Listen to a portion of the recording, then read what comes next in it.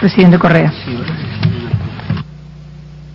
Bueno, Cristina, en primer lugar reiterar el agradecimiento, la felicitación por tan hermoso paisaje, patrimonio de Argentina.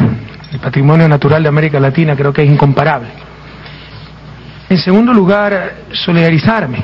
Yo creo que lo que nos ha descrito el presidente Uribe no puede otra cosa hacer que conmovernos. La descripción al inicio de su intervención de las consecuencias del narcotráfico generalizado en Colombia, la consecuencia de las guerras intestinas en Colombia, donde están las FARC, paramilitares, AUC, Águilas Negras, ya son grupos delincuenciales. El ver esas fotos de familias descuartizadas, nuevamente toda nuestra solidaridad al pueblo colombiano y todo el apoyo que podamos dar como país hermano para pacificar Colombia, para definitivamente que se acabe esa guerra fratricida y ese flagelo del narcotráfico. Lo que ha hecho Ecuador en todos estos años, y muy especialmente con mi gobierno, es solidarizarse con el pueblo colombiano. Tenemos centenas de miles de refugiados desplazados del conflicto colombiano que han buscado refugio en una isla de paz que, como es Ecuador, porque gracias a Dios nosotros no tenemos cultivo de drogas, no tenemos guerra civil, no tenemos narcopolítica, no tenemos parapolítica. No esperamos por eso palmas, aplausos, felicitaciones, abrazos. Lo hacemos por convicción, por solidaridad, por sentido de deber. Pero tampoco esperamos pues acusaciones, agresiones, etcétera, como la que en este momento está ocurriendo en Colombia por parte de un senador gobernista que ha puesto letreros por todos lados insultando al presidente Chávez y a quien le habla. En todo caso, sí me preocupó parte de la intervención del señor presidente Uribe, en lo que considero, con todo respeto, una visión bastante hegemónica, bastante mezquina, que nos ha hecho mucho daño. Pretender que la responsabilidad de esa tragedia que vive Colombia está en los vecinos, está en Ecuador, está en Perú, Brasil, Venezuela, Panamá, Nicaragua. Con todo respeto, no es así. Los vecinos somos víctimas de esa tragedia colombiana, como lo demostraré en mi exposición, como ya lo he mencionado brevemente. La responsabilidad está en Colombia. La responsabilidad está, sobre todo, señor Uribe, con todo respeto y frontalidad, yo hablo con el corazón, con prensa o sin prensa, la responsabilidad está en su gobierno, en el Estado colombiano que no controla todo el territorio. Y los vecinos somos víctimas de ese conflicto, no somos cómplices ni encubridores de ese conflicto. Si, como se ha pretendido hacer creer que porque una columna de la FARC se infiltra en Ecuador, el gobierno ecuatoriano es cómplice de la FARC, bueno, eso es exactamente equivalente a que una columna de la FARC se exfiltró de Colombia. Ese es un neologismo, pero que ilustra bastante bien lo que quiero decir. Si porque existe un campamento clandestino en 720 kilómetros de frontera, muchas de ellas selvática, el gobierno ecuatoriano es cómplice de la FARC, con todo respeto, no hay gobierno más cómplice de la FARC que el colombiano, porque por cada campamento que a nosotros se nos infiltra en Ecuador, hay 200 campamentos de la FARC en territorio colombiano. Si por cada líder de la FARC que se refugia en Ecuador, nosotros somos cómplices de la FARC, bueno, por cada líder de la FARC hay 50 líderes de la FARC sueltos en Colombia. Entonces esos argumentos no resisten el menor análisis. Con todo cariño y respeto al pueblo colombiano, y con respeto al gobierno de ese pueblo hermano, no busquen culpables donde no los hay. Creo que esto se está transmitiendo en directo, un abrazo fraternal a todas las colombianas y colombianos, siempre son bienvenidos a nuestra patria, refugio de paz, pero busquemos la verdad, tengan claras las cosas.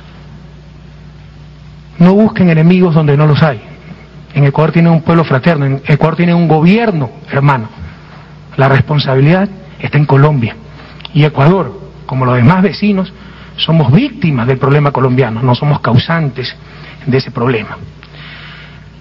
¿Quién puede negar el flagelo para la humanidad que significa el narcotráfico?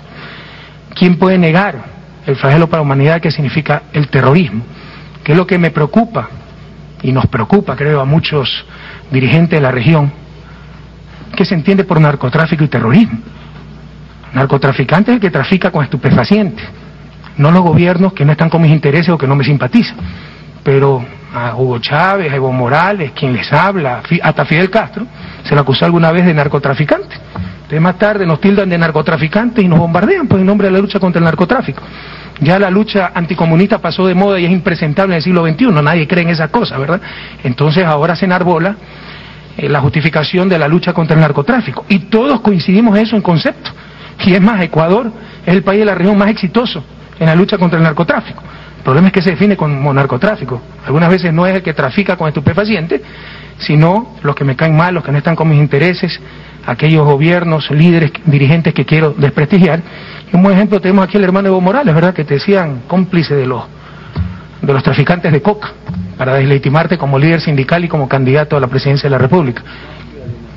¿Qué entendemos por terrorismo? Yo entiendo terrorista, aquel que siembra terror a inocentes. ¿Qué más terrorismo que el que se hizo en Irak? ¿Dónde están las sanciones?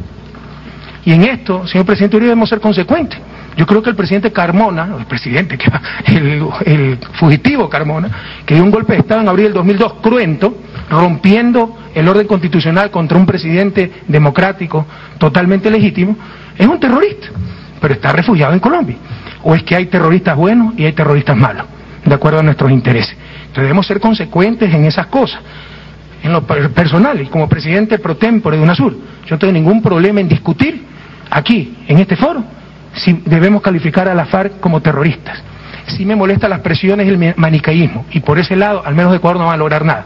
Es decir, cuando nosotros lo considerábamos grupo insurgente y le dábamos, como usted ha dicho, 40.000 hectáreas de tierra para que ellos pacíficamente estén ahí, no eran terroristas.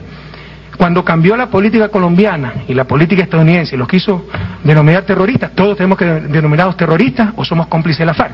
Entonces resulta, compañeros, colegas de Sudamérica, que todos los que estamos sentados aquí, excepto Alan García, que sí lo llama terrorista, somos cómplices de la FARC.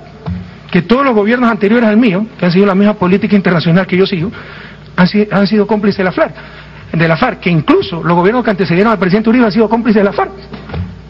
Entonces, ya basta ese maniqueísmo, eso molesta, eso, créame que revela. Entonces, no hay ningún problema si en algún momento se incluye en agenda de UNASUR discutir si grupos como la FARC, pero también sería incluir grupos como los paramilitares, etcétera, se los debe denominar terroristas. Pero discutámoslo, no es que vamos a aceptar imposiciones de nadie. Perdónenme que, tal vez sin poder quitarme mi tradición académica, ustedes saben que vengo a la academia, me ayude con una presentación PowerPoint, como ya se ha generalizado, ¿verdad?, el nombre del programa en inglés, para poder hacer la exposición que quiero, abusando de su gentileza, presentarles en este momento. Sobre lo que Ecuador piensa y cómo ve esta situación de la utilización de al menos, porque el acuerdo dice al menos 7 bases militares colombianas para fuerzas militares norteamericanas. No seré yo quien le diga al pueblo colombiano qué es su soberanía y qué no es. Pero sí quiero plantearles una pregunta, ¿no? Imagínense si Estados Unidos permitiría a aviones colombianos militares utilizar las bases militares norteamericanas.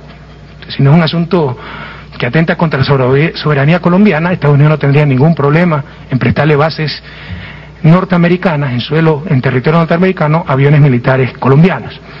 Pero bien, se ha argumentado, esgrimido como motivo, razón para el acuerdo. Ponme la anterior, por favor. Bueno, se me han obviado una transparencia, que es la lucha contra el narcotráfico y la cooperación en la lucha contra el terrorismo. Resulta que esos eran dos de los 3 objetivos del Plan Colombia. El tercero era desarrollo social y económico del pueblo colombiano. Plan Colombia, que ha utilizado miles de millones de dólares y que ha sido un fracaso. Podemos argumentar al respecto, pero yo voy a citar algunas voces bastante reconocidas en Estados Unidos y en la región. El objetivo era reducir 50.000 hectáreas de las 102.000 hectáreas de coca que tiene Colombia.